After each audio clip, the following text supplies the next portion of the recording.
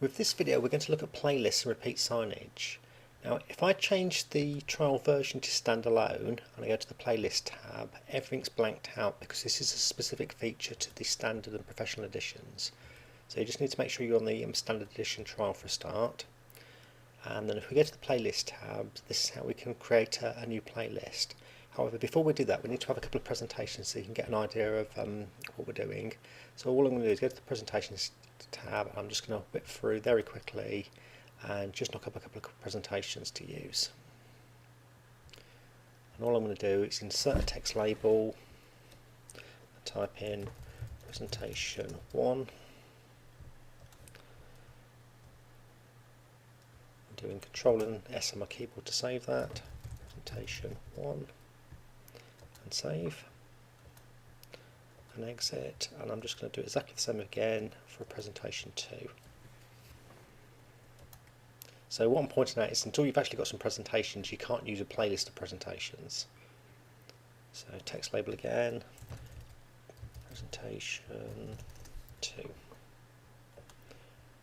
I'm just going to change the font colour on that to a blue. And then when it changes when we're doing a demonstration with the presentation, it's just very quick and easy to actually see the differences. Okay, so I've created 2 new presentations. So if I go back to the main screen and go on the playlist tab and create new playlist, now there are loads of different options. What we're going to do for a start is just do a standard presentation, standard playlist. So I'm going to click on create. And I'm going to click on the add from this computer button, and I'm going to select presentation 1, and now what I'm going to do is I'm going to hold the control key on my keyboard and also select presentation 2 and click on open. Now what it does for me is I've got 2 different presentations in my list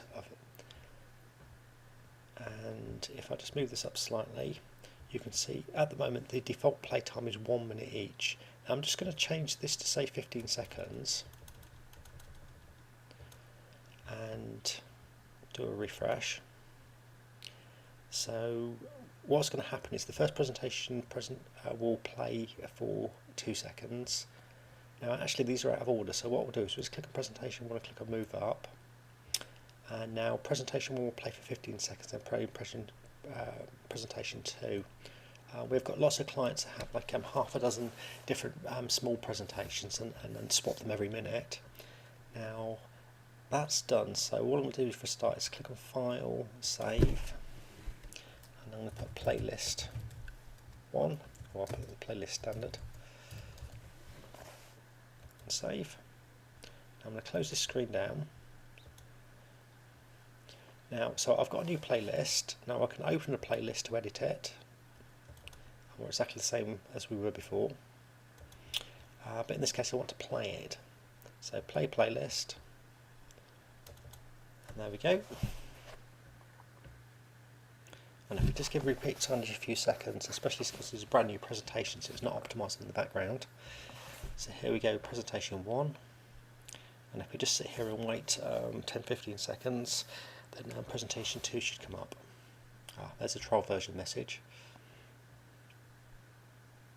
Presentation 2, and so if I just close this down, I can right mouse click and exit, and if we open our playlist back up, so all that's happening is because it's a standard presentation, then it will just play whatever's in the list for however many seconds. Now what you can do is you don't have to have them all playing for exactly the same amount of time. For instance, this top one's default for 15 seconds. What I can do is I can double click on the second one and go to the play type tab, and instead of using the default I can actually specify my own seconds, so I can actually have this one playing for say 45 seconds and OK. So my total running time is 1 minute, and what's happening is the first one will play for 15 seconds and the second will play to 45. So that's pretty much a very quick overview of using a standard type playlist to repeat signage.